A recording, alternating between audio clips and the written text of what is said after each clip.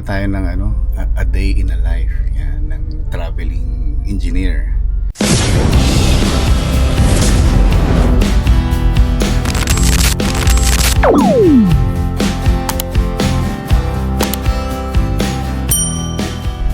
So today is Monday. Punta tayo sa airport kasi meron tayong flight around 9 a.m. Going again to Denver. So Monday to Thursday ulit tayo. So yun ating vlog today, yung ating a day na life. Yan. So ang ating schedule ngayong araw, punta tayo ng airport. Nakakarga na yung gamit ko sa likod ng sasakyan. May mga damit good for 4 days. And then syempre yung aking backpack, yung gamit ko sa work. Punta na tayo ng airport, okay?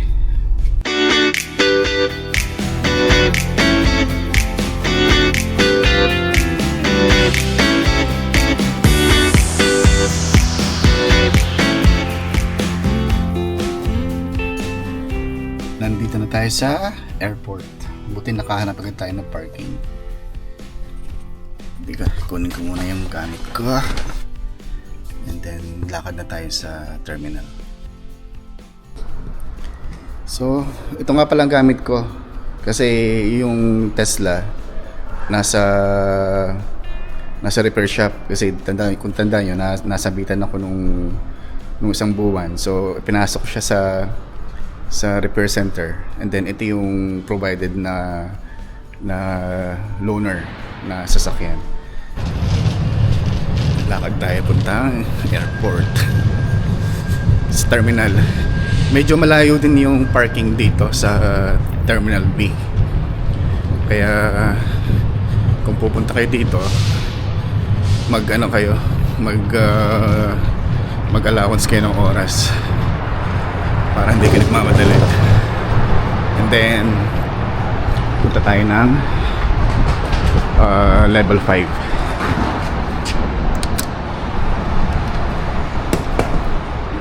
Tayo ay nasa level 2 ngayon. Punta tayo ng level 5 kasi doon ang sky, ano tawag doon? Parang corridor,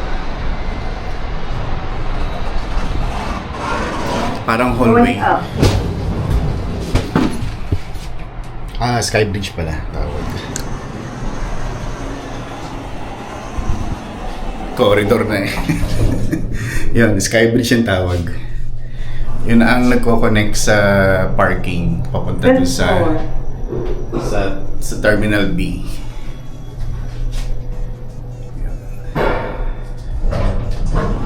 Okay. Right. So, tapos pagbalik natin, magbabayad tayo ng parking para pagka palabas tayo ng exit ng parking, hindi na tayo magbabayad sa parang pinaka gate. Ang aking airline ay Southwest. Bakit Southwest? Yun kasi yung pinakamaraming biyahe papunta ng Denver from Sacramento. Ayun. Pwede naman ng Delta. Saka ano pa ba yung isa naming Delta and American Airlines. Pero ang dami nilang connecting. Ito yung Southwest lang yung may direct flight punta ng Denver.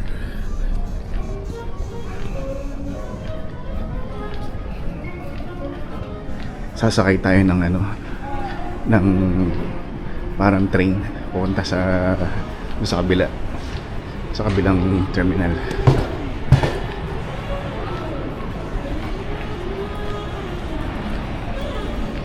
Ito ang airport ng Sacramento. Maganda rin.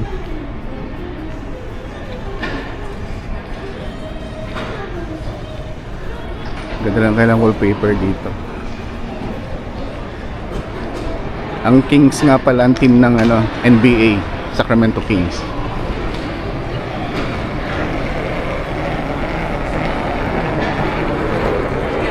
Sakay tayo ng train.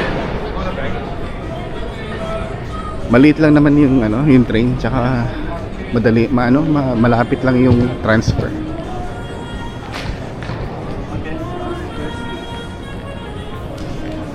I appreciate it.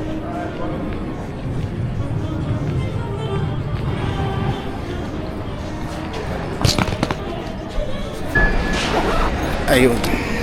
So, okay na tayo sa security. Dito tayo sa loob ng terminal. Ayan, ito yung itsura ng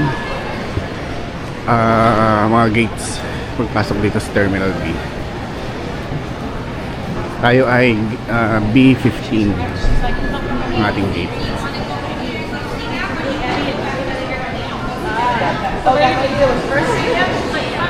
Ang daming tao ngayon pag kahit Monday. Ang daming mga bata kasi ano spring break ang mga bata sa school. Kaya ang daming bata ngayon, babakasyon sila siguro sa ating gate. B15 daw. Ang ating flight ay 8:55 AM. Ito ating gate. Wala pa yata aeroplano. Nandiyan na. Okay. Bili muna tayo ng kape.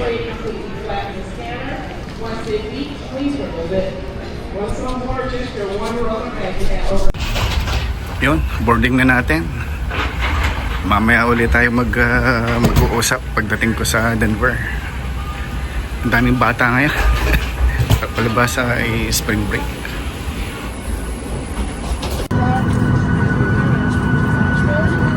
Ang biyahe papuntang Denver ay I think 2.5 hours. Good morning, guys. Welcome aboard Top of Flight 39. So, landed na tayo sa Denver. Meron tayong kasama ngayon. I-meet natin siya sa labasan or kakaunin yata niya ako. Siya ang kukuha ng car rental. So, nakawa na kami ng train. Akit na ngayon sa taas.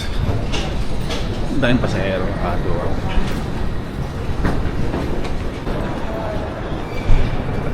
Malapit na tayo sa exit. Ang tanong, saan ang ating saan ko tatagpuin ang aking kasama? Tayo sa ground transportation. Check natin.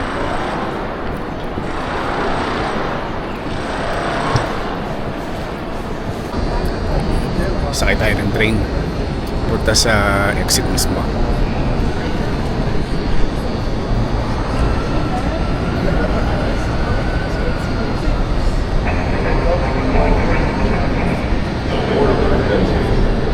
A train is arriving. Please keep clear for passengers exiting the train.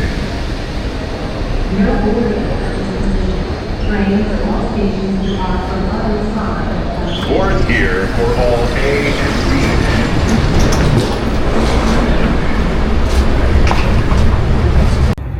Yeah, dito na kami. So, work muna. Ito nga pala yung building. Yeah, balik na kami sa Denver. Today is 2:17 PM. Dito na ako sa office.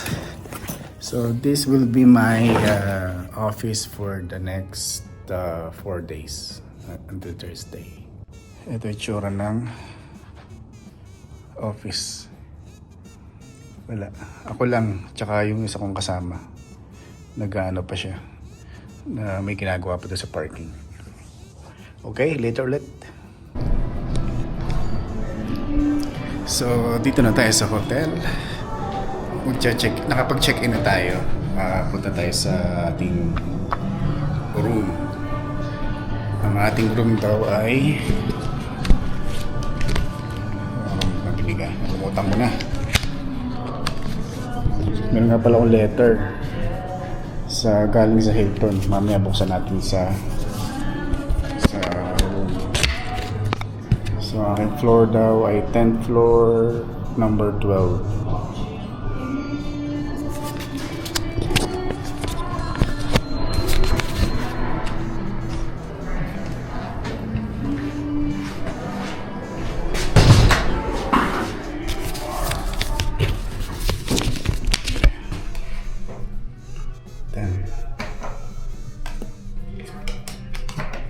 Tayo gumana. Yeah, gumana.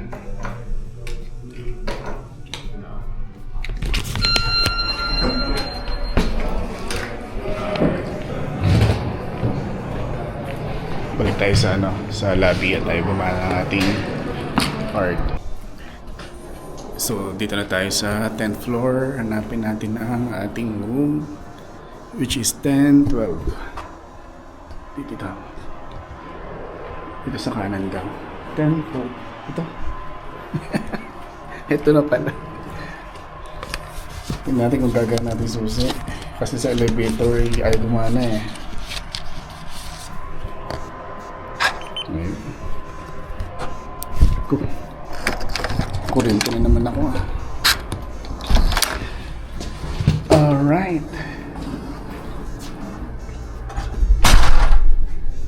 May ilaw.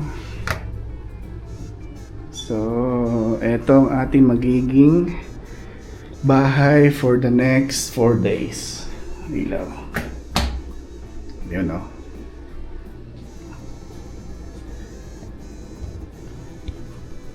Akala ko bathtub, hindi pala. So, may towel, may sabon, may tissue. Siyempre, walang tabo. Ano ito? Upuan? May upuan. Sa handicap yata yun. So, yan. Meron tayong temporary tabo. Pero bili tayo ng yung malaki-laking bote ng tubig. Teka, parang nirequest ko yung dalawang queen size ah. Anyway, okay lang yan. Teka, ibaba muna natin ang ating gamit.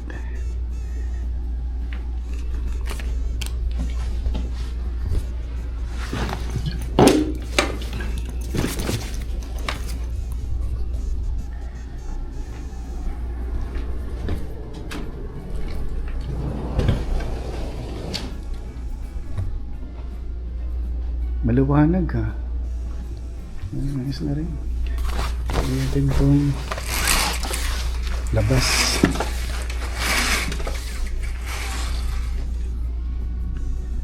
Ito ang labas ng aking hotel.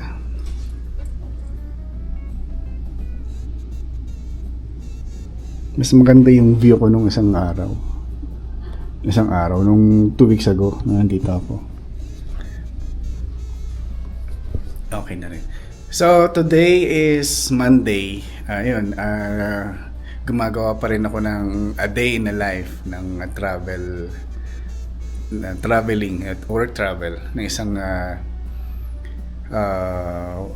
traveling engineer. Wala na ako sa aking train of thoughts. And then, dito na ako sa hotel. And ano nga ba? Ayun. Bigyan ako ng letter. Ano kaya ito? Buksan natin. Check natin kung anong laman.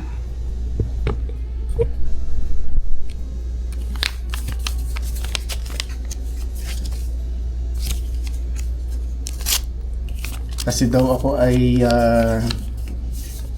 member ng Hilton. Kaya ako binigyan. Ano kaya ang laman na rin?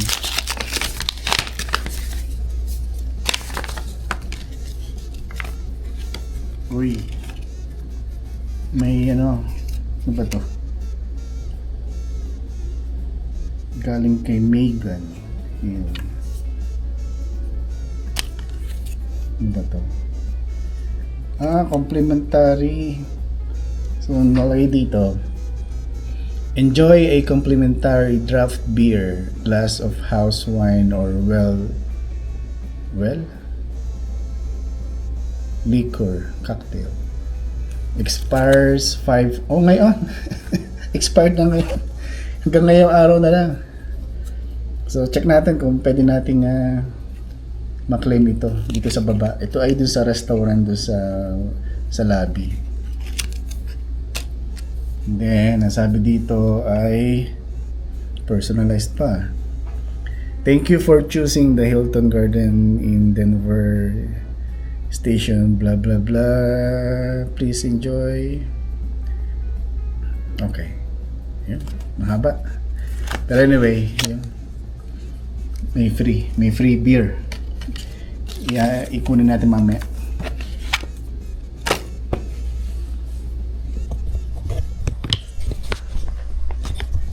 So, ayun. So, ano ba sasabihin ko? Wala na sasabihin ko Okay naman yung room. Okay na kasi tutulog lang naman ako dito. Hindi naman ako nagtatrabaho sa hotel. Minsan lang pag talagang may urgent sa office, saka lang ako nagtatrabaho dito sa pagkakadating ko sa hotel. Pero most of the time na nagtatravel ako, never ako nagwo-work sa hotel kasi pagod na rin ako wala na akong time magtrabaho sa hotel, parang tutulog na lang. Kasi most of the time pag nagta-travel ako, lalo na pag Monday, pag Monday kasi magang depende sa flight ko.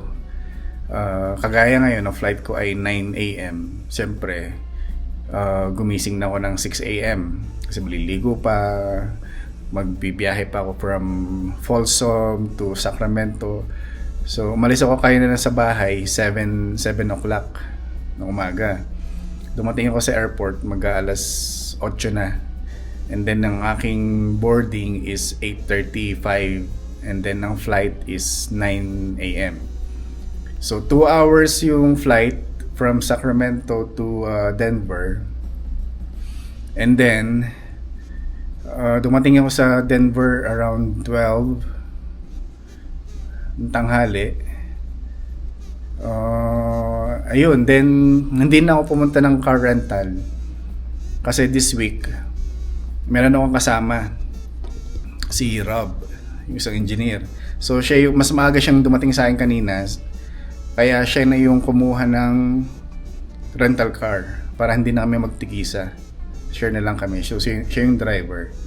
And then nung nakalabas ako ng airport, tinawagan ko na lang siya, tapos sabi ko pick upin niya ako dito sa doon sa area na yun, sa airport.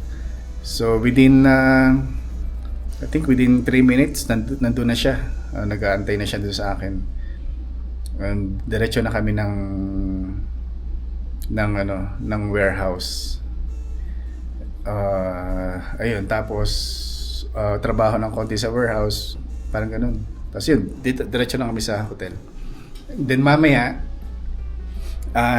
tinanong ko siya kung gusto niyang mag-dinner kami ng sabay. Kasi minsan, gusto namin, parang take out na lang or to go, then dito kami kakain sa hotel. So, pero ngayon, nag-decide kami na we will eat together sa restaurant dito sa malapit sa hotel. Kasi nakakita kami ng sushi place at itatry namin. Ayun.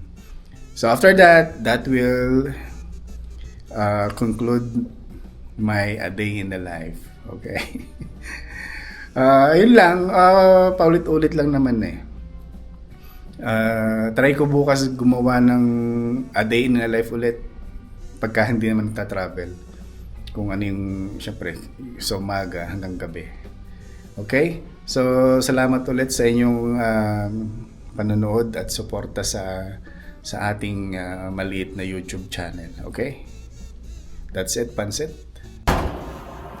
Labas muna tayo kasi tayo ay magdi-dinner kasama si Rob.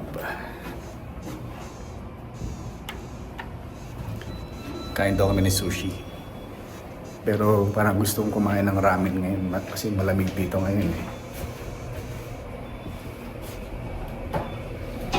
Okay?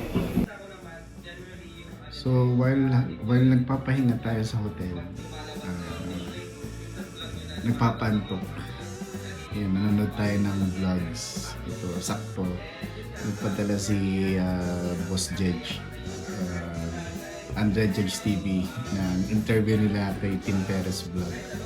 So ito yung pinanonood natin ngayon. So more power sa inyo, Tim Perez Vlog, and sa Passion Press, Andre Jedge TV.